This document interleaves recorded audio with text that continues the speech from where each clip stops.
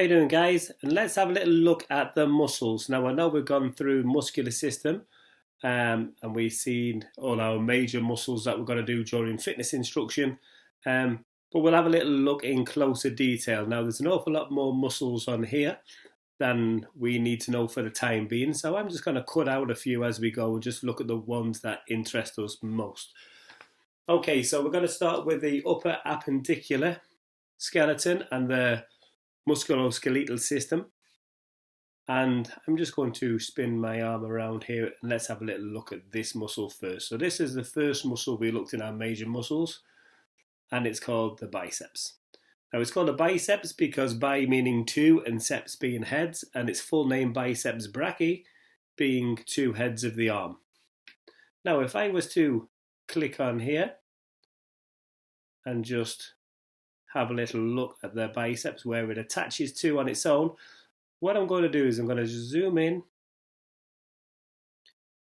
to this section here, and I'm just going to click on the scapula, and there's a lot of prominences here, and I don't need to look at all them prominences, but there's a few that in particular. So this one here is the acromion. Now this is what articulates with the clavicle, and the clavicle will come across here. Then we have this glenoid cavity, and that's where the humeral head will sit into to form the shoulder joint, so that's why we sometimes call it the glenohumeral joint. And then we can see on the top of this we have this part here called the supra, and supra is just like superior, it means above, and it's supraglenoid tubercle. And then because we have a supra, we have an infraglenoid tubercle, and then we have this coracoid process here. Now, we don't need to know this too much, but we're having a little closer look at it just because these are the attachment sites for important muscles. So if I go back to my biceps, and we can see here where they attach. So we can see this head here, and this is the what we call the short head of the biceps. It's a more medial head, and it goes on to the coracoid process here. And this we call the long head. It's not much longer, but it does reach into that little supraglenoid tubercle. Now, like I said, the origin isn't important here, but it just gives us an idea of how things move. And we can see the insertion is here onto the radius. We do have a little extension of fascia here, and this comes around and wraps around more muscles in the forearm. Okay, so if we were to contract this muscle, and this was to shorten, and the insertion was to come closer to the origin, that would pull on the radius, which in turn pulls on the forearm, and it bends our elbow. So this is going to cause elbow flexion. Because of the way it inserts here as well onto the radius, it's going to turn our radius out and lift our palm upwards. So this bone basically swivels around the ulna and it crosses over. And that's going to pronate our forearm.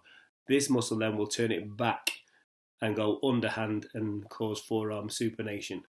And then because both heads of the bicep originate on the other side of the humerus, on the scapula here, it crosses the shoulder joint, so it's going to be responsible for shoulder flexion also. So there's the three actions of the biceps. We've got the main action, elbow flexion, then we have forearm supination, and then we have shoulder flexion. Okay, let's spin around to the posterior side of the arm then. And we have this muscle here. So this is our triceps. We can only see two heads of the triceps here. We can see the long head on the inside, and then we can see the lateral head. If I was to remove everything and take a little look, so we can see that infraglenoid tubercle there below the glenoid cavity, and that's where it originates and onto the lateral border of the scapula. So it crosses over the scapular joint, but only this long head does. This lateral head stops short, so it goes onto the humerus and just here below the greater tuberosity, or the greater tubercle of the humerus. Okay, let's have a look where it inserts, and it inserts on the little tip of the elbow joint, which is the tip of the ulna. the olecranon on. And if these muscles were to shorten, this insertion would come up closer to the origin and it would straighten us at the elbow. When our elbow straightens, the angle increases, so that's called elbow extension. Because one of the heads of the triceps crosses over the shoulder joint onto the scapula, it's responsible for pulling our arm back and it will extend our shoulder joint. Now, it's called triceps because it has 3 heads, and its full name triceps brachii, being 3 heads of the arm. So if I was to just remove, and we'll see this one here. And this is the medial head that is deep. We can't see it, and we can see that it does stop short, way shorter than the other one. So it's our shortest head, but it's on the medial side of the humerus, and it's also deep. So we do have 3 heads in total.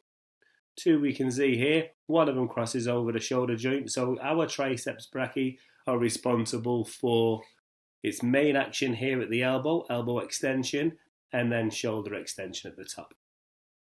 Okay, so the next muscle I'm going to look, and this is going to be the last muscle that we're going to concentrate on for the time being. We can see more muscles here in the rotator cuffs, and we can see more muscles here in the forearm. We will look at them later on. At the moment, we're just going to concentrate on these couple of muscles here.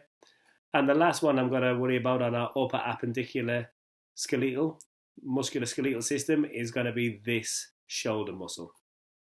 And we can see it's a deltoid muscle. And if we look at the origin, it runs all the way from the clavicle onto this process here and down the spine of the scapula. So let's have another little look at that scapula again. We can see this spinous process running down. And this gives us the origin to the posterior side of our deltoid group. And then if we spin around to the front, we can see the anterior side of our deltoid group. And then this is situated here on the lateral third of the clavicle. So we can see that there. Where the clavicle meets the scapula on the acromion there, it's called the clavicular or acromioclavicular joint, the AC joint.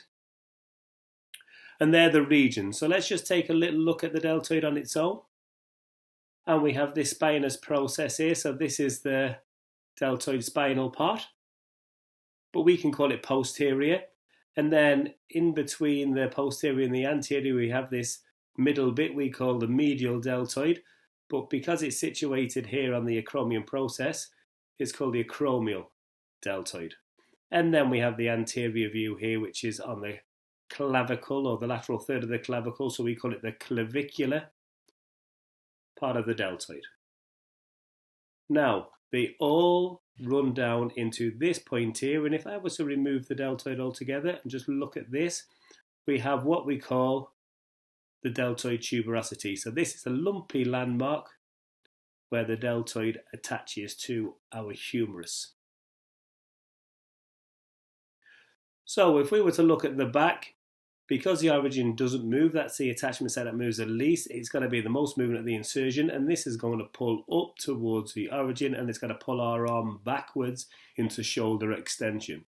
If we take a look at the front, the anterior deltoid, if the origin was to move, the insertion was to move up towards the origin, this is going to flex our shoulder and pull our arm up to the front like a frontal raise, and it'd be shoulder flexion. And then we have the side bit here from the acromion process that's going to run down to the outside of the humerus, and it's going to pull our arm out laterally to the side, and that is going to cause shoulder abduction. So the actions of the deltoid as a whole group are going to be extension, and we've got 2 types of extension: regular extension, and then we can do it in a horizontal plane. So if I hold my arms out to the side like a T, I can pull my arms back into horizontal shoulder extension.